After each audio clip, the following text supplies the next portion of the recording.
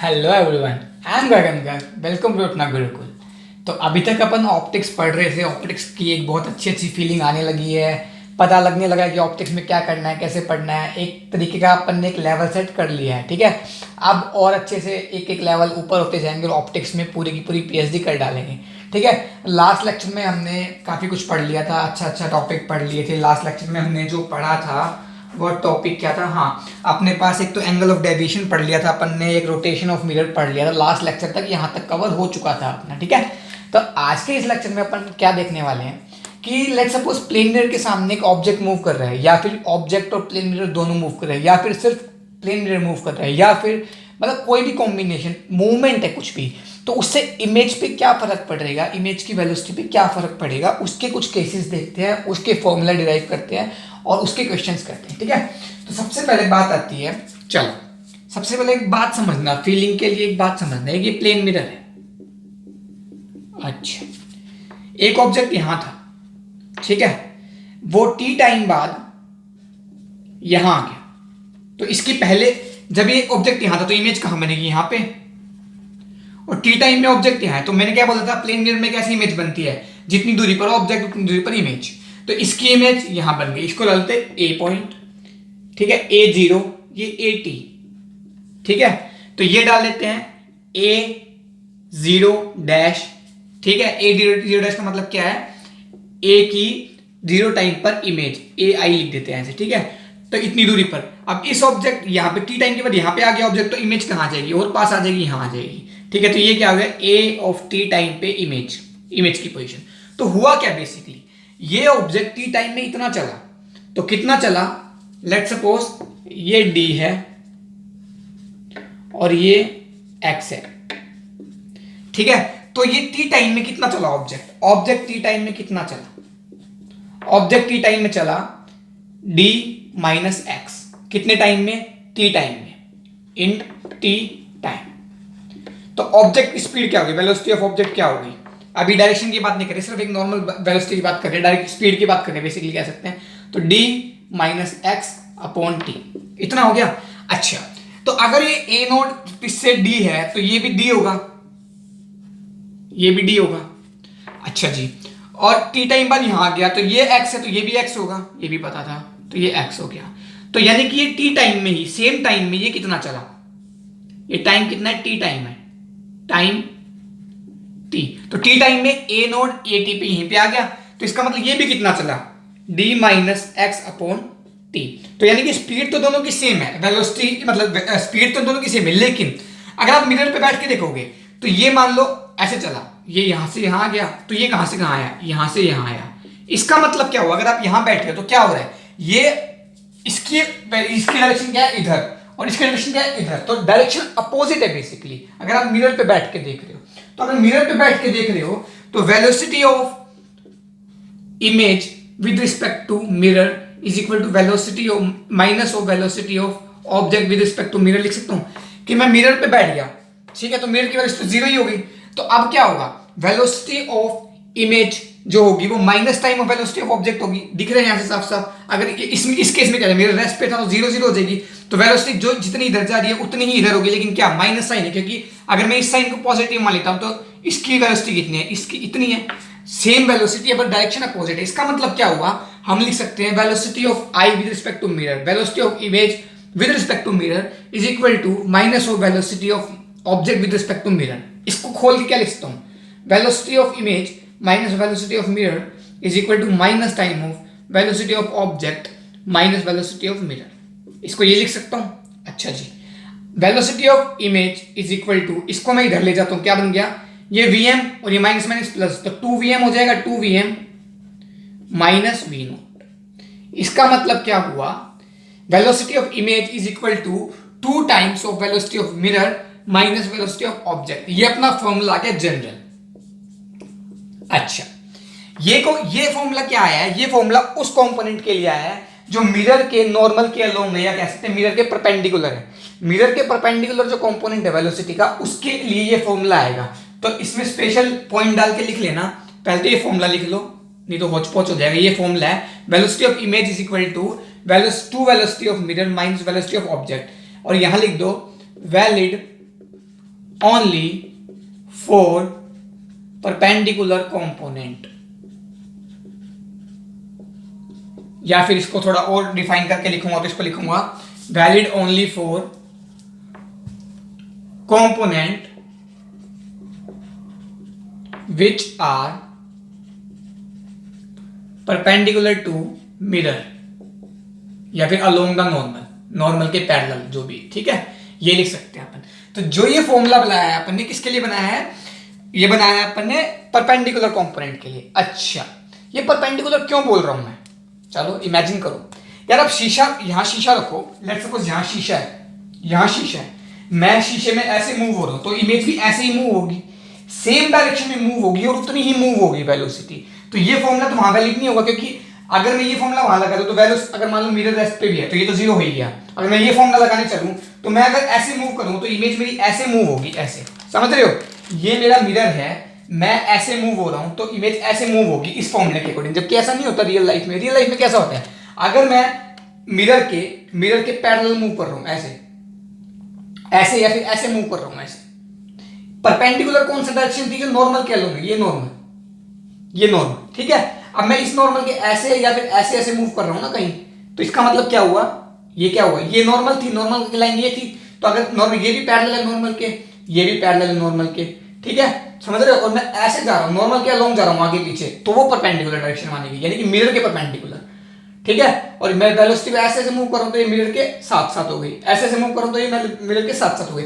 तो ये basically feel लाने वाली चीज है कि फील कैसे आ गई आपको। तो आप जब फील ना आए तो अपने आप को मिरर के सामने एज्यूम करना, सोचना कि अगर तुम मिरर के सामने ऐसे मूव कर रहे हो, ऐसे मूव कर रहे हो, या फिर ऊपर नीचे मूव कर रहे हो मिरर के सामने, तो उतनी तो वेलोसिटी होगी इमेज की जितनी आपकी है, और डायरेक्शन भी सेम रहेगी। तो अगर पैरेलल कंपोनेंट है तो सिंपल क्या होगा, वेलोसिटी उतनी ही होगी, कितनी, जितनी ऑब्जेक्ट की है उतनी ही होगी, और डायरेक्शन भी सेम रहेगी, ठीक है। तो अपन ने बात कर ली यहां पे परपेंडिकुलर कंपोनेंट की, और किसकी, और अपन ने बात कर ली पैरेलल कंपोनेंट की। पहले परपेंडिकुलर कंपोनेंट को समझना ज्यादा जरूरी है। तो ये आ गया अपने पास परपेंडिकुलर, तो आपने नोट कर लिया होगा, नोट कर लेना, ये formula V I is equal to 2vm minus V object, ठीक है। तो ये हो गया, ये ग्राउंड के रिस्पेक्ट में आ गई अपने पास। और जो ये क्या था, जो फील्ड दिलाने की जहां से स्टार्टिंग की, वो था कि मिरर के रिस्पेक्ट, मैं मिरर के ऊपर बैठ के देख रहा हूं, समझ रहे हो बात को, ओके। चलो और फील दिलाते हैं, और फील दिलाते हैं। अच्छा, जल्दी जल्दी थोड़ा सा इमेजिन करो, जल्दी जल्दी। लेट्स सपोज ये मिरर, ये ऐसे चल रहा है, ऑब्जेक्ट है ओ, ये 2 मीटर पर सेकंड से चल रहा है, मिरर भी 2 मीटर पर सेकंड से चल रहा है। बताओ वी आई क्या होगा, वी आई क्या होगा। तो वी आई का फॉर्मूला लगाओ, V I is equal to 2vm minus V O. अच्छा, मैं मान लेते हैं सारी साइड, ये वाली जो साइड है, जो positive side, positive x axis है, वही हमने पॉजिटिव मान लिया। तो क्या हुआ, वी आई क्या आ गया अपने पास, 2 इंटू 2 माइनस ऑफ 2, तो क्या आ गया आपके पास 2, वी आई आपके पास यहां से आ गया 2।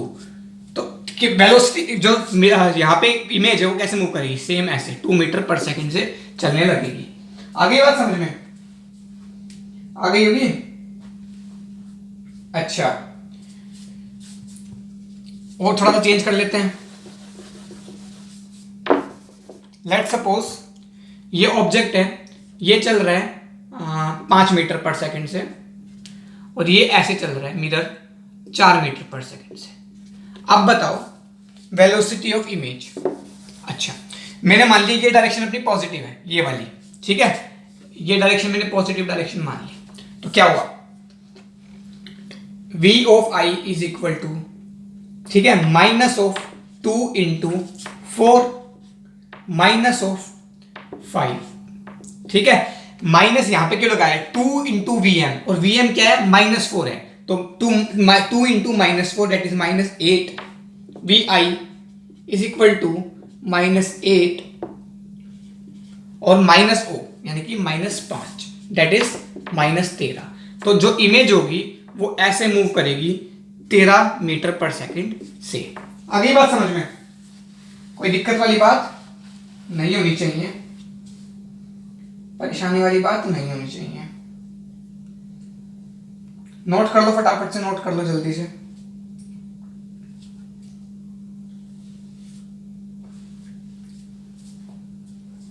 अच्छा अच्छा, अब आते हैं, बात करते हैं, एक ऑब्जेक्ट है वो ऐसे मूव कर रहे हैं 2 मीटर पर सेकेंड से, तो जो इमेज होगी, वेलोसिटी ऑफ इमेज, वो कितनी होगी? 2 मीटर पर सेकेंड। डायरेक्ट, डायरेक्ट, बिल्कुल डायरेक्ट यार। ऐसे जा रहे हैं तो ऑब्जेक्ट इमेज भी तो ऐसी जाएगी ना, तो वी ऑफ आई कितना होगा? 2 मीटर पर सेकेंड। सेम अभी फील दिलाई थी उस चीज की कि पैरेलल कंपोनेंट है मिरर के, ठीक है, ओके, ठीक है जी। अच्छा, और जल्दी नोट करो, जल्दी नोट करो। अच्छा, अगर मैं इसको मिरर को मूव करने लग जाऊं, इसी केस के अंदर मैं इसको इसको भी मूव करने लगा 1 मीटर पर सेकेंड से, तो क्या पड़ेगा? इसकी वेलोसिटी पे क्या फर्क पड़ेगा? कुछ फर्क पड़ेगा? सोचो, सोचो। तो इसकी वेलोसिटी पे कोई फर्क नहीं पड़ेगा। क्यों नहीं पड़ेगा? आप कभी मिरर को लेके देखना, मिरर को मूव करने लग जाना, आप भी मूव होना साथ साथ, तो क्या होगा? बेसिकली क्या होगा? वेलोसिटी इमेज की उतनी ही रहेगी जितनी ऑब्जेक्ट की है। इससे बस इसकी फर्क से क्या पड़ेगा? हो सकता है ये आपकी इमेज को छोटा बड़ा कर दे। छोटा बड़ा इन द सेंस कि अभी इमेज पूरी दिख रही थी, फिर आधी दिखने लग जाए। मान लो मैं सिंपल सी बात, आगे अगर मान लो ऑब्जेक्ट की 0 है, मैं सिर्फ ये मूव करने लग जाऊं, इससे क्या होगा? अच्छा, ये मेरा शीशा है, ये शीशा है, मैं खड़ा हूं, मैं अपनी इमेज देख रहा हूं, मैं ऐसे ही खड़ा हूं, तो मान लेते हैं ये 0 हो गया। तो लेट सपोज यहां पे ऑब्जेक्ट था, तो यहां इमेज बन रही थी, अभी अभी मिरर मूव करने लग गया, तो एक पॉइंट आएगा ऐसा होगा कि मुझे अपनी इमेज दिखेगी ही नहीं। ठीक है, तो क्या हुआ? इसकी मिरर की पोजीशन चेंज करने से मेरी, हो सकता है जो इमेज है वो पहले पूरी दिख रही थी, फिर आधी दिखने लग गई, फिर पूरी गायब हो गई, ये हो सकता है, लेकिन मेरी वेलोसिटी पे कोई फर्क नहीं पड़ेगा। तो जो पैरेलल कंपोनेंट होते हैं वो चेंज नहीं होते। तो दिमाग में डाल लो, परपेंडिकुलर कंपोनेंट यानी कि जो अलोंग दी नॉर्मल थे, वो कंपोनेंट तो चेंज होंगे। और वो कैसे चेंज होंगे? उस फॉर्मूले से। कौन सा formula? V I is equal to 2m-vo से। ठीक है, उसके अलावा जो पैरेलल कंपोनेंट है वो चेंज नहीं होंगे। अब एक बढ़िया सा सवाल करते हैं, उसके बाद आपको थोड़ी सी फील आ जाएगी। मतलब बढ़िया सा तो क्या, बिल्कुल बच्चों वाला सवाल है, लेकिन स्टिल करते हैं। अच्छा, ये है 1 मीटर पर सेकेंड, ये है अपनी 5 मीटर पर सेकेंड, ये एंगल ले लेते हैं 37 डिग्री। अच्छा, तो बताओ वेलोसिटी ऑफ इमेज क्या होगी? ठीक है, अपनी ये वेलोसिटी है, ये ऑब्जेक्ट की वेलोसिटी है इस डायरेक्शन में, ये वेलोसिटी यानी कि ये 5 मीटर पर सेकेंड इस डायरेक्शन में है, हॉरिजॉन्टल से 37 डिग्री पे इसकी वेलोसिटी है। तो अपन क्या करेंगे? इसको दो में रिजोल्व कर लेंगे। कौन कौन से में? एक हो गया अपने पास 5 cos 37 डिग्री, एक हो गया अपने पास 5 sin 37 डिग्री। अच्छा, अब एक कंपोनेंट ये है, एक कंपोनेंट ये, अब इसको तो भूल जाओ, इसको तो रिजोल्व कर लिया अपन ने। अब ये परपेंडिकुलर कंपोनेंट है, तो इसकी बात करते हैं पहले, इसकी बात। तो cos 37 कितना होता है? बना के देखते हैं। अगर ये 37 है तो छोटे वाले एंगल के सामने छोटी वाली साइड, ठीक है, सबसे बड़ी तो 5 होगी, और ये 4 हो गई। तो cos 37 इज इक्वल टू, यहाँ पे बेस क्या है? 4 अपॉन हाइपोटेन्यूज 5। तो cos 37 हो गया 4/5 एंड sin 37 हो गया 3/5। अच्छा, तो जो Vx कंपोनेंट है वो आ गया अपने पास 5 इंटू 4/5, दैट इज 4 मीटर पर सेकेंड। एंड Vy जो कंपोनेंट है ये ऑब्जेक्ट का है, ये ऑब्जेक्ट का क्या हो गया? 5 इंटू 3/5, तो ये कैंसिल आउट 3 मीटर पर सेकेंड। अच्छा, ऑब्जेक्ट के दोनों कंपोनेंट आ गए, एक ऐसे और एक ऐसे। अच्छा, तो आप पहले x को सोल्व करते हैं। आप x इसके परपेंडिकुलर, तो फॉर्मूला कौन सा लगाएंगे? vi का फॉर्मूला लगाएंगे 2vm माइनस vo। अच्छा, तो v ऑफ m क्या है? +1, तो 2 इंटू 1 माइनस ऑफ, ये कितना है? x कंपोनेंट 4, तो -4। तो vi क्या आ गया आपके पास? -2 मीटर पर सेकेंड। अच्छा, ये आ गया vi आपके पास, vi का x कंपोनेंट। अच्छा, y कंपोनेंट 5 है, पैरेलल कंपोनेंट, तो वो भी 5 ही होगा। वेलोसिटी ऑफ इमेज, तो वेलोसिटी ऑफ इमेज का y कंपोनेंट वही, ये कितना था? 3, तो ये भी कितना आएगा? 3 मीटर पर सेकेंड। समझ रहे हो? y कंपोनेंट इसका कितना था? 5 sin 37, 5 sin 37 कितना? 3 मीटर पर सेकेंड आएगा। तो ये 3 मीटर पर सेकेंड, तो ये भी 3 मीटर पर सेकेंड। तो बेसिकली वेलोसिटी क्या आएगी आपके पास? वेलोसिटी कुछ आई ऐसी। कैसी? ये कंपोनेंट कितना? ये कंपोनेंट आ गया अपने पास v 2 मीटर पर सेकेंड, एंड ये कंपोनेंट आ गया अपने पास 3 मीटर पर सेकेंड। तो जो नेट वेलोसिटी हो गई, तो v आई कितनी हो गई, अंडर रूट ऑफ 2 का स्क्वायर प्लस 3 का square, that is under root of 9 और 4 13। तो under root of 13 is the right answer, अगर आपको सीधे अंडर रूट की फॉर्म में पूछा है तो। ठीक है, तो आपके पास क्या आ गया, बस नॉर्मल। ये सवाल में क्या हो रहा था, मिरर भी मूव करा दिया हमने, पैरेलल कंपोनेंट भी दे दिया, परपेंडिकुलर कंपोनेंट भी दे दिया। परपेंडिकुलर कंपोनेंट की अलग से वेलोसिटी निकाल ली, पैरेलल कंपोनेंट की अलग से वेलोसिटी निकाल ली। जो ये वाला कंपोनेंट है वो किस में इन्वॉल्व होगा, सिर्फ परपेंडिकुलर कंपोनेंट में। तो बस उस तरीके से सवाल अपन ने सॉल्व किया और अपना आंसर आ गया। समझ में आ गया होगा, कोई दिक्कत वाली बात नहीं होनी चाहिए, कोई परेशानी वाली बात तो बिल्कुल ही नहीं होनी चाहिए। होशियार तो आप लोग हो ही, तो कर तो लोग ही। ठीक है, मेरे हिसाब से वेलोसिटी वाले में अब कोई दिक्कत नहीं आएगी। तो मेरे ख्याल से आज ये वेलोसिटी वाला जितना सिस्टम था प्लेन मिरर के अंदर, ये आपको अच्छे समझ में आ गया होगा कि जो पैरेलल कंपोनेंट है। अच्छा, लेट सपोज एक थोड़ा सा बता देता हूँ आपको एक चीज, इसको रब करता हूँ।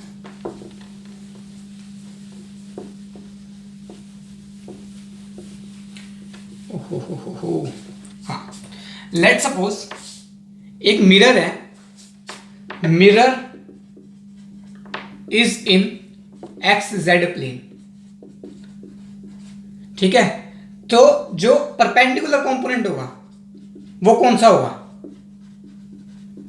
सिर्फ और सिर्फ y, और x और जो z कंपोनेंट है वो पैरेलल कंपोनेंट होंगे। फील ना आए तो लाएंगे फील भी, x एंड z कंपोनेंट क्या है, पैरेलल। कैसे, अच्छा ऐसे इमेजिन करो,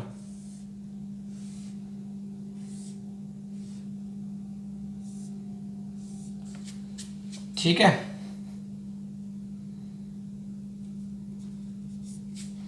ये एक प्लेन है, तो ये प्लेन में क्या होगा, ये है डायरेक्शन y, ये है x मान लेते हैं, ये मान लेते हैं z। ठीक है, तो xz प्लेन में ये y है अपना, तो जो ऑब्जेक्ट ऐसे जा रहा है तो वो तो हो गया परपेंडिकुलर। अच्छा, आप x मान लो, ये अपना x है, ये अपना z है और ये अपना y है। ठीक है, x ये है, z ये है और y ये है। ठीक है, तो जो ऐसे जा रहा है वो तो क्या हो गया, परपेंडिकुलर, यानी कि अलोंग द नॉर्मल है। ठीक है, और जो ऐसे जा रहा है वो इसके जो शीशे के है वो पैरेलल मूव कर रहा है, और जो ऐसे जा रहा है वो भी तो पैरेलल मूव कर रहा है ना, ऊपर नीचे मूव कर रहा है। तो ये हो गया आपकी फील वाली बात। ठीक है, तो इस तरीके से क्वेश्चन आ जाते हैं। एक वेक्टर फॉर्म और होती है, तो वेक्टर फॉर्म का एक फॉर्मूला बता देता हूं अभी के लिए, और उसके बाद नेक्स्ट टाइम पे उसको डिराइव कर लेंगे अगर जरूरत पड़ेगी तो। वैसे वेक्टर फॉर्म इतनी जरूरी नहीं है, लेकिन कॉम्पिटिटिव एग्जाम में कभी कभी कहीं ना कहीं कोई चीज डाल देते हैं पंगा, तो एक वेक्टर फॉर्म का डाल देता हूं। वेक्टर फॉर्म में अगर आपको कुछ दिया हुआ हो, एक रिफ्लेक्शन का कोई चीज दी हुई हो आपको ऐसे, लेट सपोज ये वेक्टर है, इसका यूनिट वेक्टर ए कैप है, वेक्टर कोई भी हो सकता है लेकिन ये यूनिट वेक्टर है, सिर्फ डायरेक्शन बता रहा है, मैग्नीट्यूड वन है इसका। ये बी कैप है जो रिफ्लेक्टेड रे है, और ये एन कैप है। तो एक फॉर्मूला होता है, B cap is equal to A cap minus 2 into A cap dot N cap into N cap. ये कैप वैप समझ में आ रही होंगी, 12th क्लास के बच्चे हो, इतना बेसिक आपको पता होना चाहिए, ये मेरी आपसे एक्सपेक्टेशन है। ठीक है, क्या मतलब हुआ कि अगर मान लो ऐसे दिया जाए कि आपको एक यूनिट वेक्टर दे दिया या कोई वेक्टर दे दिया, मान लो अपने के पास इंसिडेंट रे का वेक्टर दे दिया और नॉर्मल रे का वेक्टर दे दिया, आपने से बोला बताओ रिफ्लेक्टेड रे कैसी होगी। ठीक है, लेट सपोज अपने को बोला 2i cap plus 3j cap minus 4k cap incident ray है, इंसिडेंट रे वेक्टर है, इंसिडेंट रे वेक्टर है, और 3i cap plus 4j cap plus 5k cap, ये मान लिया अपन ने कौन सा वेक्टर, नॉर्मल वेक्टर, और पूछा अपने से find out unit vector for reflected ray.